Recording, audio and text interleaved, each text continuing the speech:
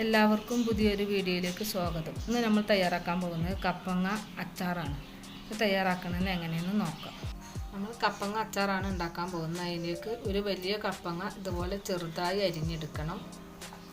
പിന്നെ 3 തണ്ട് വേപ്പില, 10 പച്ചമുളക് അരിഞ്ഞെടുത്തത്, ഒരു വലിയൊരു കഷ്ണം ഇഞ്ചി, 20 വെളുത്തുള്ളി മിക്സിയിലിട്ട് ചതച്ചെടുത്തത്. ഇത് വെച്ചിട്ട് നമുക്ക് എങ്ങനെ അച്ചാർ ഉണ്ടാക്കണമെന്ന് നോക്കാം. ആവശ്യത്തിന് വെളിച്ചെണ്ണ ഒഴിച്ചു കൊടുക്കാം. എണ്ണ ചൂടായിട്ടുണ്ട്. അതിലേക്ക് 1 സ്പൂണ് കടുക് ഇട്ട് കൊടുക്കാം. സ്പൂണ് ഉലുവ കൂടി ഇട്ട് കൊടുക്കാം. കടുക് ഉലുവയൊക്കെ പൊട്ടിയിട്ടുണ്ട്. അതിലേക്ക് നമുക്ക് അരിഞ്ഞു വെച്ച പച്ചമുളക് ഇട്ട് കൊടുക്കാം. കറിവേപ്പില ഇട്ട് കൊടുക്കാം. ഇതിലും പച്ചമുളകൊക്കെ ഒരു ഇതായി വന്നിട്ടുണ്ട്. അതിലേക്ക് ചതച്ച് വെച്ച ഇഞ്ചിയും വെളുത്തുള്ളി ഇട്ട് കൊടുക്കാം.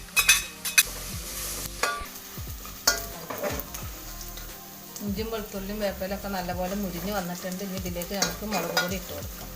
1/4 ബൗള് മുളക് പൊടി, 1/4 ടീസ്പൂൺ മഞ്ഞൾപ്പൊടി, 1 സ്പൂൺ പഞ്ചസാര. മുളക് പൊടിയൊക്കെ നല്ലപോലെ ആയി വന്ന് ഇനി അതിലേക്ക് അരിഞ്ഞു വെച്ച കപ്പങ്ങ ഇട്ട് കൊടുക്കാം. ചില സ്ഥലത്ത് ഇതിന് ഓമക്കായി എന്നും പറയും.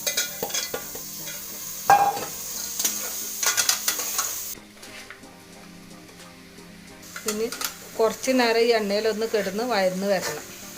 നല്ലപോലെ വാടി ഇത് എണ്ണയൊക്കെ നല്ല തെളിഞ്ഞ് വന്നിട്ടുണ്ട്. അതിലേക്ക് നമുക്ക് 1/2 കപ്പ് തിളപ്പിച്ചാറിയ വെള്ളം ഒഴിച്ചു കൊടുക്കും. തിളപ്പിച്ചാറിയ വെള്ളം വേണം ഒഴിക്കാൻ, പച്ചവെള്ളം ഒഴിച്ചു കൊടുക്കരുത്. അപ്പോൾ സാധനം പെട്ടെന്ന് ചീത്തായി പോകും.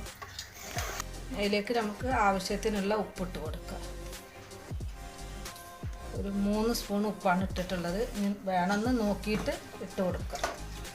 നല്ലപോലെ ഇളക്കി കൂട്ടി കുറച്ച് നേരം ഒന്ന് വേവിച്ചെടുക്കുക. അതിന് ശേഷം വിനാഗിരി ഒഴിച്ച് കൊടുക്കാൻ പാടും.